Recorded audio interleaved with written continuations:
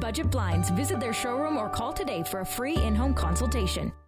Back to local news now. A 34-year-old Edmonton man has been arrested on multiple drug-related charges after RCMP here conducted a traffic stop last Saturday and said Fidel has been charged with 1 count of possession of cocaine for the purpose of trafficking, 4 counts of possession of controlled substance, 1 count of proceeds of crime, and 2 traffic violations. The police found cocaine, marijuana, fentanyl, morphine, and oxycodone in the vehicle.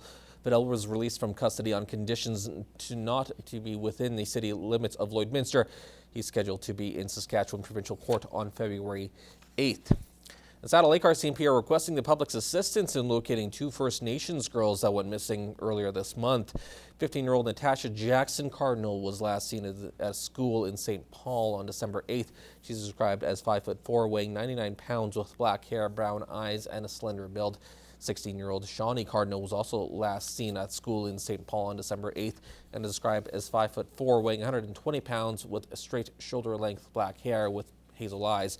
The 2 have gone maybe in the Edmonton area. If you have any information regarding the whereabouts of these 2 girls, you're asked to call St. Paul or Saddle Lake RCMP at 780-645-8888 or local police. Well, a possible trade war between Canada and the United States was prevented today as the U.S. Congress passed a controversial spending bill.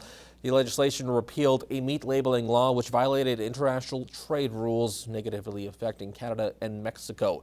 The World Trade Organization granted Canada and Mexico the right to impose punitive tariffs on $1 billion on various products. The bill will soon land on President Obama's desk for a signature. Well, another significant donation is getting the Pioneer Lodge one step closer to the $2 million required to complete their expansion project. Fred would like to donate on behalf of this charitable foundation $250,000. Fred North is a local businessman who, along with his wife and business partner, decided to create a charitable foundation to give back to the community. He donated $250,000 from his foundation to the addition of 44 new level care for care beds at the Pioneer Lodge. My wife's father was in here, and my grandmother was in here way back in the 60s, and always a very well thought of home here, and that's why I think it's a good thing to support. The Lloydminster Region Health Foundation has taken on the task of raising the community portion of the funds.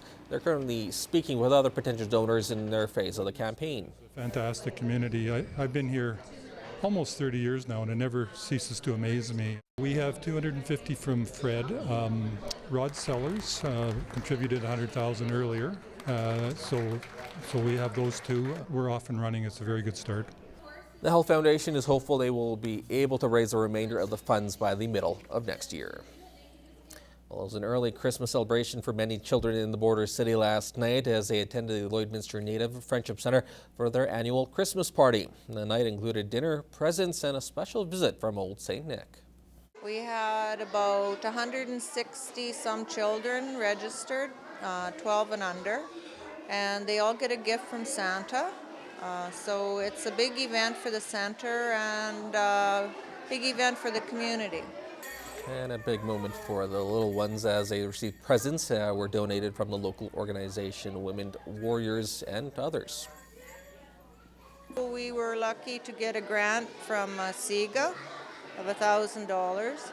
So that went a long way to buying the gifts as well. The center had to put in some money, but it certainly was a big boost for our budget. So, generous donations to put a smile on the face of those who matters most. My family wanted to come here, and they want to eat, and they want us to get a present. We always look forward to every year. It seems like a lot of work, but when the event actually comes, then it's all worth it to see the children with their gifts, and yeah, it's just a good time. The annual event runs every December before Christmas and is open for all to attend. Well, in addition to snowplows in Saskatchewan, we'll have drivers seeing blue. Leading into the holiday season, we wanted motorists to be aware of this new change, and it's all in the theme of safety. We're adding some blue lights in addition to the amber, so it's going to be a new blue-amber sequence that motorists will see on our snowplows. The Transportation Association of Canada has determined the new lighting sequence is more visible and will help motorists distinguish snowplows from vehicles using strictly amber lights.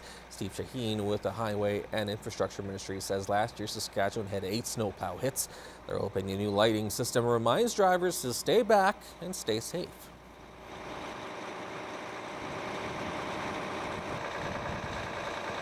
When they are out driving behind a snowplow, remember to stay back.